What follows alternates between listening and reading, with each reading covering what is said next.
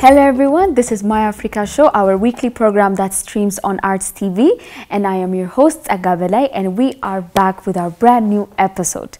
In this episode, we have chosen to talk about African-initiated movies.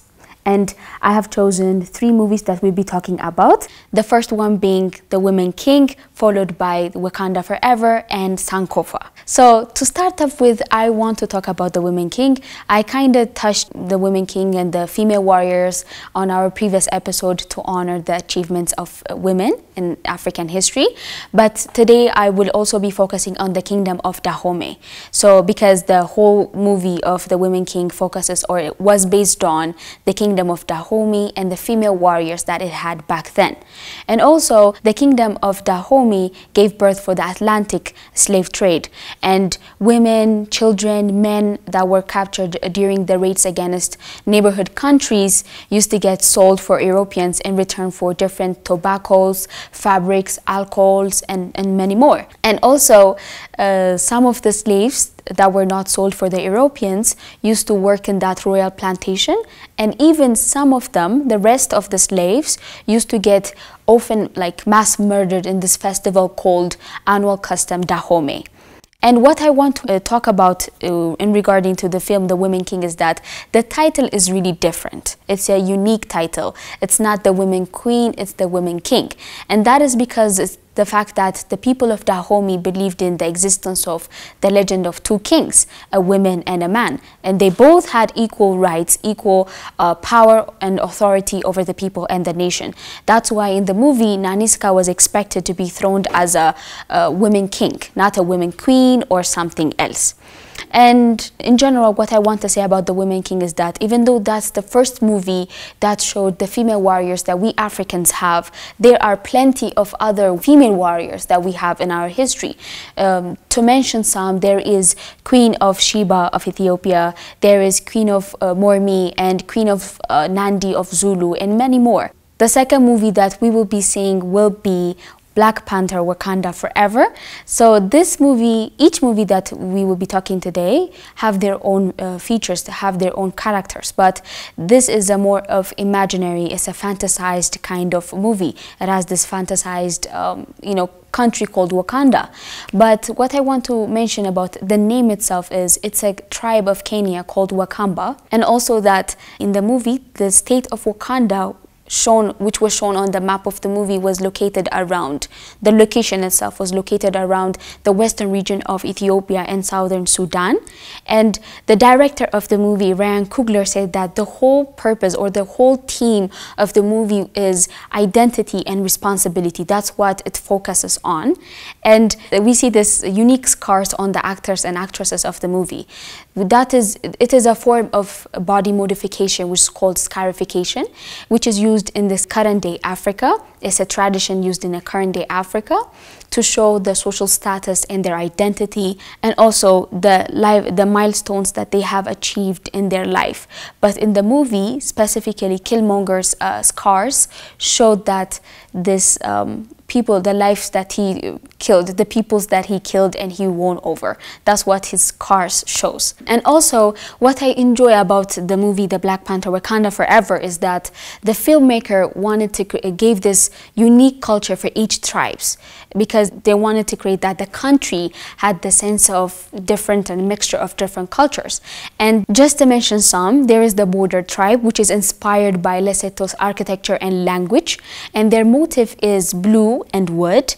And the other one is also the River tribe, which is inspired by the Mursi and Sumra people of Ethiopia, and their motifs are green and shell. And they also wear this crocodile skins and leathers, which is really beautiful. It gives its own touch and texture for the movie. What I want to add in the movie The Black Panther, Wakanda Forever is that the thing that gave life for the movie is the costumes.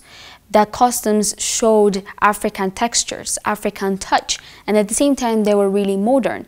So I want to bring up the costume designer, which is Ruth E. Carter. She was able to design such kind of beautiful costumes which showed African culture, African texture, vibes, and at the same time they were really modern. That shows us that if we market the things that we have as an Africans, there is demand in the market. you know, because after the movie The Black Panther was released, the demand for African clothes really increased enormously. And that is a very huge proof, a very big evidence that there is market for African things. We're just not marketing it in the right way. And that is clearly shown by the designer of the Black Panther Wakanda Forever, Ruth E. Carter. She has showed that there is market for us, for Africans. So now we will be talking about Sankofa. They usually say, save the best for the last. So I have saved the Sankofa for the last. So Sankofa, it is a 1993 Ethiopian produced drama film, which is directed by Haile Garima, and it focused on the Atlantic slave trade that happened hundreds of years ago. And the name Sankofa itself means it's a Ghanaian term, which means looking into the past in order to move forward. So the title, the meaning of Sankofa, it can take an episode to describe. It's something that we can relate as an African, especially in this current state that we are in. But let's just move on. And also in the movie, it tried to look into this absence and silence that was created because of the white supremacy, and it tried to amplify what has been muted and to recover what has been obscure. That was the whole purpose of the movie. So that's what it tried to show in the 2-hour duration of the movie. In relation to the movie Sankofa, what I want to bring up is there is this video bookstore and also a cafe called Sankofa.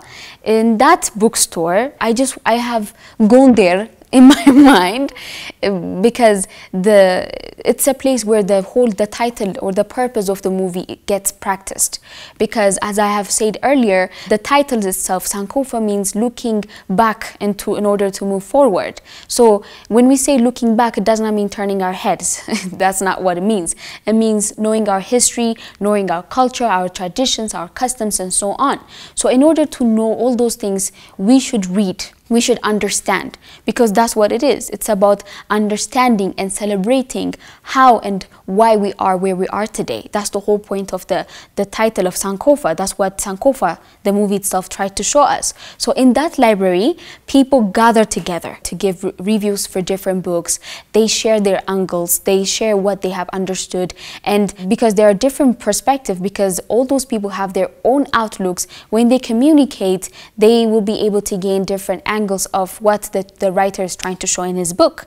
And at the same time, they will be able to communicate, not only engage in a conversation, but they are able to express themselves, express their ideas in terms of words in which people can understand what they understood, and in which people can see what they saw.